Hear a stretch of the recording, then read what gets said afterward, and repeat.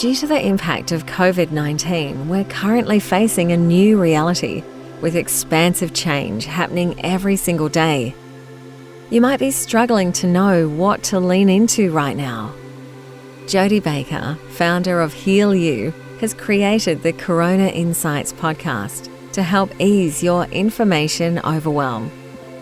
Jodie is consuming, filtering, and sharing vast information from many sources she's validated over years of experience, so you can quickly stay up to date with these short podcasts. Jodie uses her natural intuitive abilities to help you get up to speed on the invisible possibilities ahead and integrate the new corona reality we are living in.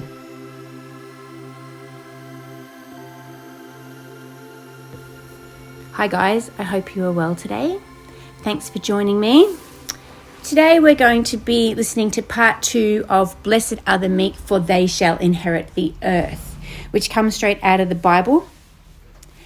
Let's think about that phrase first. I'll just recap where we were at last time. Blessed are the meek, for they shall inherit the earth. So straight off the bat, you might think to yourself, meek meaning the people who aren't very strong, maybe the quiet ones, the ones that aren't doing very much. Blessed are they, maybe the poor people, all of that type of, that genre of person. So you might think that, did the Bible say that all of the meek, will they inherit the earth? But the thing is though, meek doesn't really mean what it did back in those days. It didn't really mean weak, for example. And that's what first comes to most people's mind when they hear that. But the actual real interpretation of that is, so weak meaning you can't do anything about your circumstance. But meek means that you can do something about your circumstance, or you have power to change things or be powerful, but you choose not to. So it's actually quite a powerful thing in the sense. So meek not really meaning weak, meaning powerful, but choosing not to use your power. Humble, really. So let's go back to the phrase, blessed are the meek, for they shall inherit the earth. Now the connection that I made was just taking a look around and noticing that at the moment, our planet is being held up by our beautiful truck drivers who are moving food from warehouses into our supermarkets, people stocking the supermarket shelves, the lovely people who are serving us at the counter, working in the pharmacy, all of that type of realm. Now, I'm not saying that they're meek, that's for sure, because that is completely not it. But I just want to touch on something that we're all familiar with, which is white and blue collar workers. So to break those two things apart, you've got white collar, which generally means making more money for a start, and it also means most of the time more educated. And they tend to be associated with this fictitious monetary system that's been, that we've been controlled by, that's enslaved us, that stopped us from feeding starving babies, that's just completely imprisoned our mind, and it's made up, it's not real. So white collar workers tend to be involved in that industry in some way. Blue collar workers tend to make less money, tend to be in manual labour, get their hands dirty, actually physically doing things, okay? So let's just think about that for a minute, and we'll go back to the meek, because this is where I kind of got stuck. It's because there was something there. There was something there that I wasn't quite getting straight away, but it was like the meek are inheriting the earth right now. The meek seem to be the blue collar workers, right? And the white collar workers are tending to be made redundant, because what they do and what they're involved in isn't feeding us. It's not keeping the country moving. It's not removing rubbish from our house. It's not getting food in our pantry. It's not enabling us to buy medicine from the pharmacy. So what I'm saying here is that the blue collar workers are inheriting the earth right now, because that is, now that we're chipping away all the things that mean shit to us that we don't really need, all of the things that we thought we were so attached to, we're letting them all go, because priorities are becoming where we live, what we eat, are we warm, all that sort of stuff. We're getting very focused on what's important and what's not important. The clarity is beautiful. The clarity is blinding that we're getting, and a lot of us are truly grateful for that. But if we take that concept and we go, oh yeah, that makes sense, but we're actually saying that the blue collar workers are the meek. And we've already established that meek doesn't mean weak, that it means powerful and strong, but choosing not to be. So how does that fit into what we're talking about? And that's kind of where we got stuck in part 1 of this episode, because I didn't really know how to make sense of that. And in a dream last night, it came to me and I could hardly get back to sleep because I realized what it meant. So I'm going to revisit this idea, and I'm going to be looking at it through a couple of lenses. The first lens being the Bible. In fact, we've already extrapolated that because this phrase comes from the Bible, and that's why we're talking about it. But the second lens we're going to look through is the idea that your soul, your spirit, is eternal, that it completely transcends time. And on top of that is that we are all one, and we are made from the same source, like a drop in the ocean. So source is ocean and you are one drop. So you are an individual drop, but in the ocean we are all one. It's a beautiful way to think about it.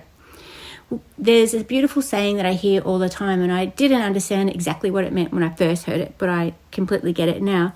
And it is that we are all individual expressions of God experiencing itself through as you. So we are all one, and you are an individualized expression of God. And God is expressing and experiencing itself as you. It's beautiful. So all of those concepts sort of mean the same thing, that we are one, we are connected, we are united, we are God. We are all God. And of course, God is love. But I digress a little bit there, because my point isn't that. My point is that our soul is eternal. It transcends time. It's infinite. We are infinite.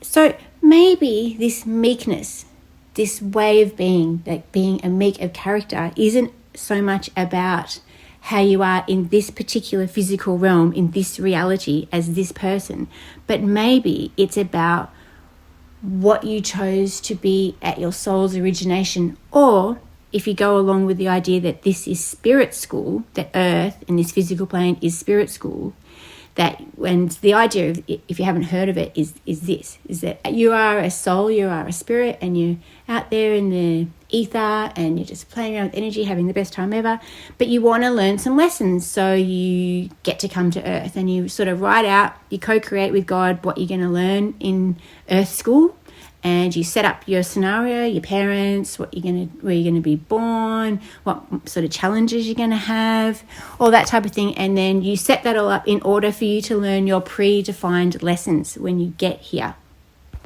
So maybe the meek in this story aren't those that came to earth, to spirit school, to dominate the external world, meaning the fantasy monetary system that imprisons us, which white-collar workers tend to be involved in. It may be the ones who came to conquer the internal world, and they tended to stay away from careers, from meaningless jobs, and they participated more in physical jobs that actually had purpose, that did things. And now that our planet as we know it, or the system, the global system, is kind of crashing in front of our very eyes, we see now what's real, what we really need. We need people, we need food on the shelves in the supermarkets. We need our rubbish collected. We need all of that. And that is meaningful. So what I'm saying here is this: blessed are the meek, for they shall inherit the earth. The meek in this story are those souls that came to earth, and they tended to be blue-collar type workers who do meaningful jobs that people need, real jobs, not jobs that are in the fictitious monetary system. And they are inheriting the earth right now because they are saving us all. And of course, the only anomaly in this story is, of course, the doctors and the nurses, because they kind of sit in the middle, don't they? Because they're educated, make more money, but are actually doing very, very manual, hands-on, labour-intensive, meaningful work. So bless them. We all think that. But I want to bless them as much as I want to bless the garbage collectors. I want to bless them and thank just as much as I want to thank the truck drivers who are moving our food around. I want to thank and bless the guys who are stocking our shelves, for without them, this whole planet, this system, this reality that we're living in would fall apart into complete chaos. Because one thing I know for sure, the humans are awesome when they're in abundance, but the minute you throw them into scarcity, shit's on, right? And we saw that, and pardon the pun, but we saw that with the whole toilet paper gate, and we saw that with the mad panic buying with food, because the minute everyone thought that they were in scarcity, you saw brawls at the supermarket, which isn't our finest hour as humans. But when we're in abundance and we're all feeling really peaceful, we're all loving and nice. So I guess the reason why I point that out is we are able to feel like we're still in abundance because of those beautiful spirits, those souls who are keeping the cogs moving on this planet. So blessed are the meek, for they shall inherit the earth. And they are doing that right now. And I want to thank you. I want to thank you, spirits, for coming here and to do meaningful work. You knew that you could be more powerful, that you knew that you could come here and choose to be some kind of rock star or some politician or some billionaire or some media mogul. You could have chosen that, but you didn't. You chose to do what you're doing because you don't need to exercise that type of dominance over the physical world in order to be valued or learn something.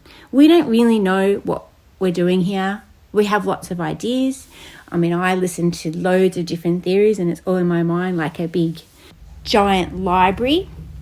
And depending on what I'm listening to, I'll pull out a different lens to view that information from through.